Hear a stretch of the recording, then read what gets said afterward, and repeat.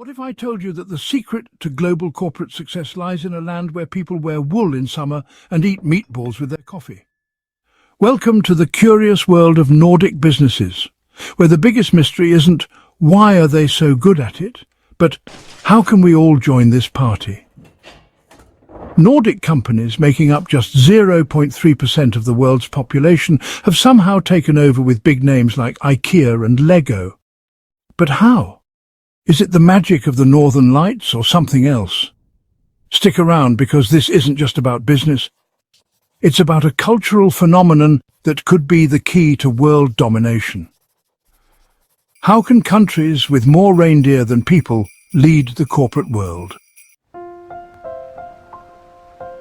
Remember the Vikings? They raided, traded, and now their descendants are doing the same, but with less bloodshed and more board meetings. Could this be a modern echo of the Viking spirit, or is there more to this than meets the eye? Are modern Nordic CEOs the new Vikings, but with better PR? Let's uncover the 4 mysterious pillars that hold up the Nordic business empire. With only 2% of their revenue from home, these companies are like global nomads. But what drives them to explore beyond their fjords? Why leave the comfort of your own fjord to sell meatballs globally? They've adopted tech like it's the newest Viking weapon, 73% cloud computing adoption. That's not just keeping up, that's leading the charge into the digital age. Is there a secret tech wizard in every Nordic boardroom? High personal taxes but business-friendly policies? It's like a magic trick where everyone benefits. But how do they balance this act? How do you make high taxes feel like a business advantage? Long-term thinking with dynasties and foundations at the helm. But in a world of quick wins, how do they stay patient? Is patience the new aggression in business? As Albert Einstein once said, try not to become a man of success, but rather try to become a man of value. Could this be the Nordic mantra? But every saga has its dragons. With potential American tariffs and geopolitical unrest, how will these Norse navigators steer their ships? Can Nordic companies adapt to Trump's tariff storms like they adapt to the harsh winters?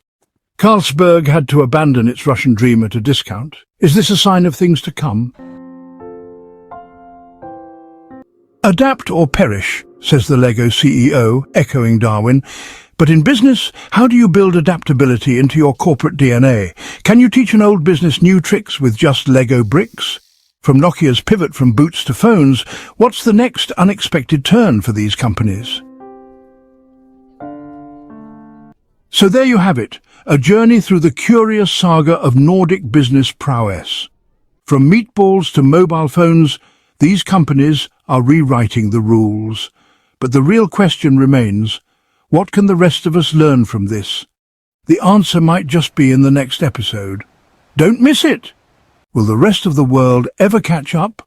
Or are we all just trying to build our own IKEA flat-pack empires? Keep your helmets on, your meatballs ready, and your curiosity piqued. Subscribe for more mysteries of the business world, where every saga has a lesson. Until next time, may your business ventures be as intriguing and successful as those from the land of the midnight sun.